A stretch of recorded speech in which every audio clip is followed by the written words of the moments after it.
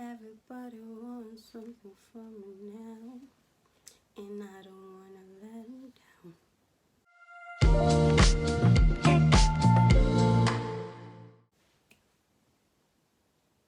Hello, welcome back to my channel. I know it's been a while since I posted, but I am back with better content and better advice with better experiments. As I'm shooting this video, currently the students from high school have finished high school, the ones in primary have finished primary, and the ones in uni wamefunga, I guess, right now because it's December. But my content mostly just wants to help students, not like a specific group, but in general. So I might post things about high school, sometimes about uni, or sometimes about primary school. So it's just to show my journey of growing and how my life has been in terms of high school, primary, and uni right now. So it will be a mix-up of everything, and I am glad most of you will like my content and appreciate it. I'm happy. So let's get into it. Now, before I finished high school, I never really had like a solid plan as to in regards to what I wanted to do in uni. So I was just like, I'm going to uni, but what will I be doing there? Like, besides studying only, what else can I do that would be tangible? Like, before I even start my video, I should have started with, in high school, you see the time when teacher comes to class and they ask, what do you want to be? What do you want to be? What do you want to be? So most of the students just wanted to be doctors, teachers, even in high school.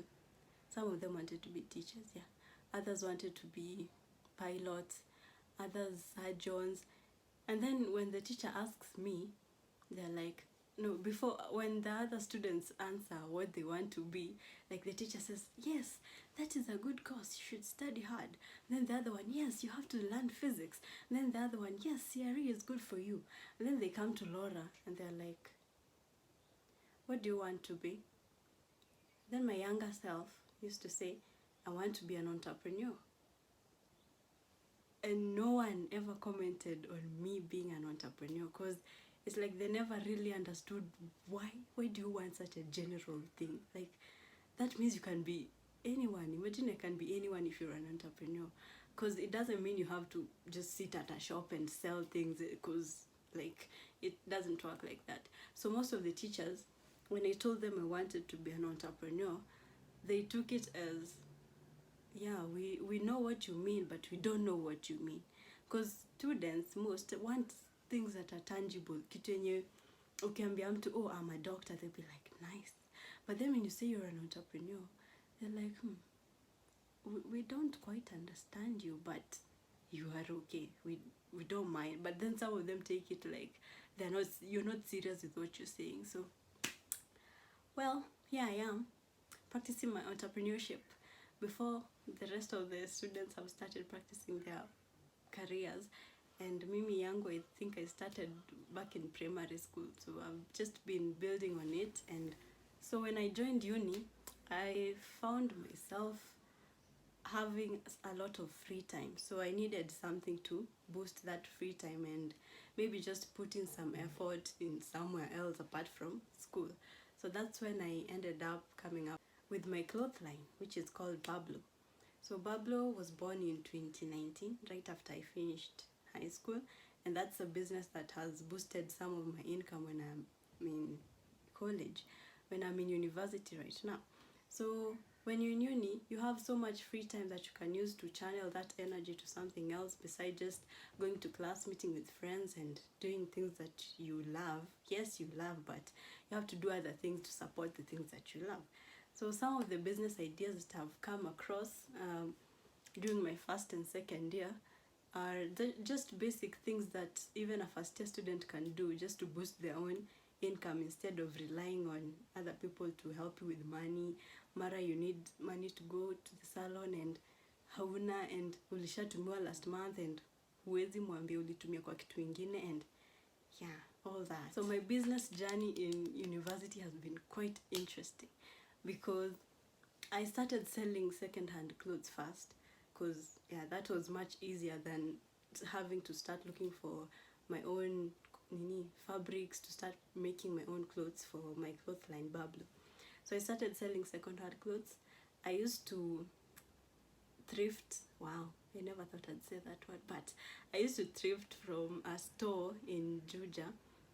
It's, I don't know what the name is, I think Seven Sundays. It's in a building called Juja Square. So I used to buy my clothes there for around 100 bob, and then I go sell them for 150 or 200 to fellow students just online. And yeah, I made some profit from that, and it was okay for me until I realized it takes too much of my time, because I have to either wake up too early to go to that thrift store, because if you go late, you find that most of the clothes are not that good, not the quality. Actually, this one I bought from that store, and it was around 100 bob. Yeah, and I love it because it looks so nice. It shows my style. I love it. Yeah, so if you woke up late, you find the clothes that are remaining are not even nice. You don't like them. So for you to get good clothes, you have to wake up early. And sometimes I had classes starting at 7 a.m. and I didn't have the time to go to thrift. So I ended up stopping that business around second year, first semester, I guess. That's when I had to tulia kidogo, so that I focus on school instead of money first, because it was just an addition to what I was having, so it wasn't that much of a pressing issue for me. So after I finished with my thrifting, I now had enough money and the equipment to finance my Clothesline. So that's when I started selling my own merchandise on Instagram and just my status and WhatsApp groups of my own custom design t-shirts and hoodies. So I sold them for quite a while, but students do not buy expensive things or quality things. They just want fast things. So most of my customers were not students when I started my Clothesline, because they're like, wow, why should I buy a t-shirt for 1,000 shillings and I can buy one for 50 shillings that is mtumba? So that was a challenge for me dealing with students, but most of them tell me like, yes, I want a t-shirt, but then they don't pay. Like, they expect me to give them to them for free.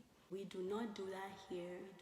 Anyways, my Clothesline, ili pick slowly it continued growing. Clothesline is still running, and I have upgraded to not clothes only. Now I sell badges, Bablo badges, which are just design things.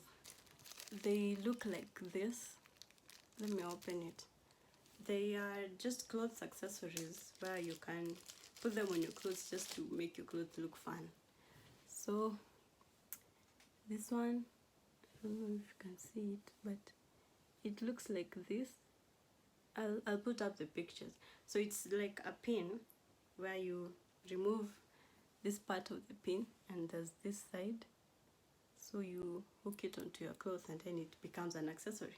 So yeah, enough about me. Let me now get to business. In future though, I want to start selling books. Maybe my own published books or just books. I just want to share knowledge with people, so stay tuned. So I have the business ideas. So one of the ideas that I'd advise anyone who's in uni, first one is sell art. By selling art, I mean you sell your talent. Either you're good at photography, or you're good at drawing, or you're good at just planning events, or just find your talent and convert it to money. Like, you might tell someone, maybe I'll take pictures of you for 100 shillings per picture, or 100 shillings per a group of pictures. And yeah, you'll be able to get some income, maybe the time when people are graduating, or people just want to go for things that need pictures. And yeah, that can be a source of income. But on the other side, the downside is that most of the people right now in uni are photographers. So what will uplift you is either your editing skills, or the equipment that you have, or just your people skills, how you talk to people and lure them for you to be able to have customers. So yeah, it's up to you to fight for the position you want in terms of using your talent, because your talent, you're the one to tell people what you can do. People can't just see like, yeah, you have a talent, like let's say singing. People can't see that you can sing unless you sing for them. So yeah, show your talent out there so that people can know what you can do, and they might collaborate you in some aspects that need your talent. Another interesting job opportunity, I don't want to call them jobs, but income opportunity, is being a messenger to lecturers.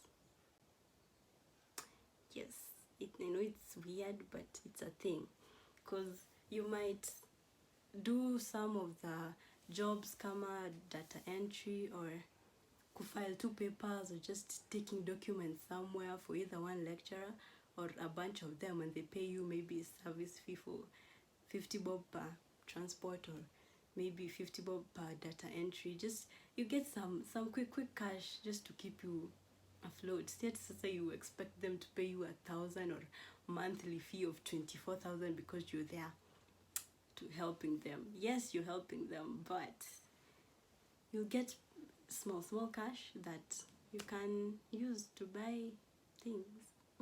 But also you can be a messenger to shops. Messenger in a sound watu wa kitambo, but yeah, you can be a modern messenger to shops, where, or a delivery guy, that sounds better. Yeah. You can be a delivery guy, where if someone has bought something from a shop and they want to deliver to their place, you can do that for them at a fee. Or your classmates can send you to buy them things, and then they pay you at their comfort of their home. Some students are lazy, but yeah, it's not laziness. Let's not call it laziness. They're just actively picky. Yes, they're actively picky. So yeah, you can be a messenger to wholesale shops when you're nakwambia, maybe you carry something for them from the stage to their shop. Yeah, and they pay you 20 bob and 30 bob, and then the next day you look fresh with your new shirt. People don't know you carried a bag of maize to a shop, and yeah, life moves on. An opportunity that most students don't see is the one for tutoring other students. Because in my class personally, I see some students who know math topics and others don't. So if you're in the category of the don'ts, you can choose to teach the others who don't know the subject that you're good at. No, what have I said?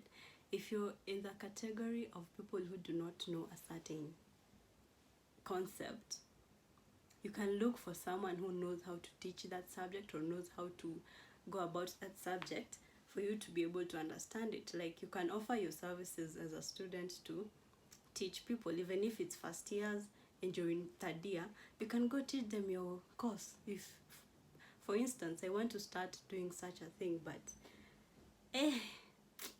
dealing with students.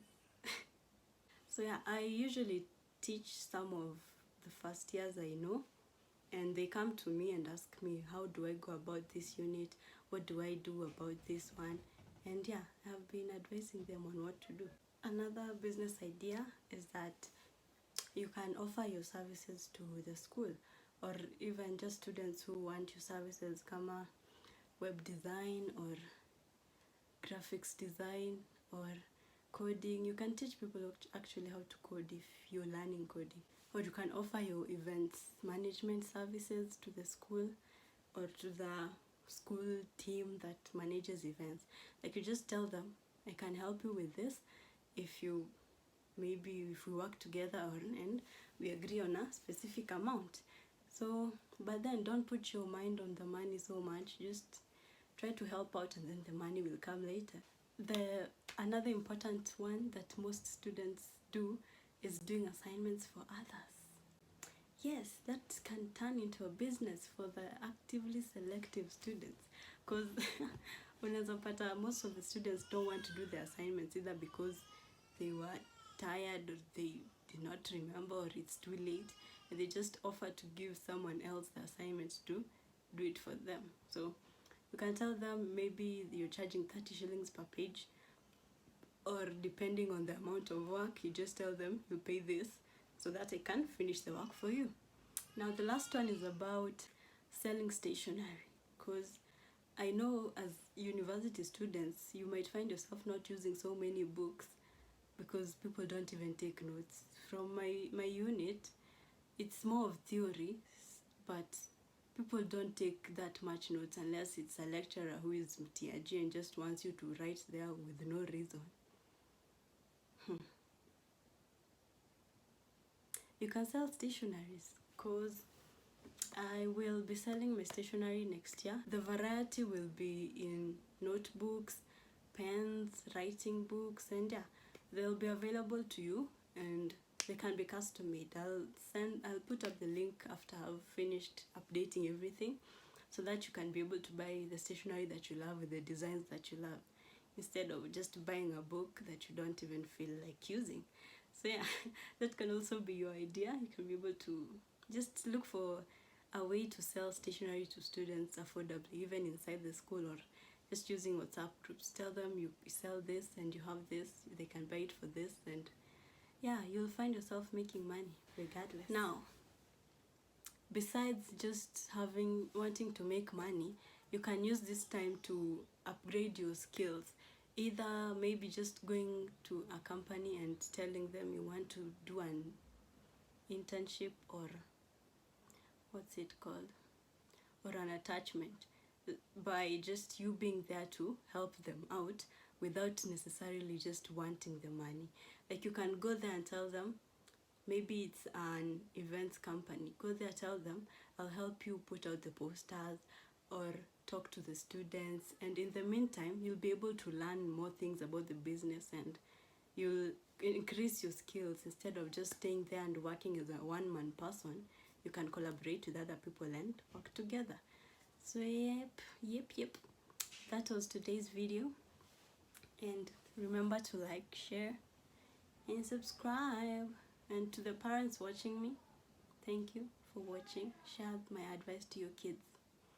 Bye bye.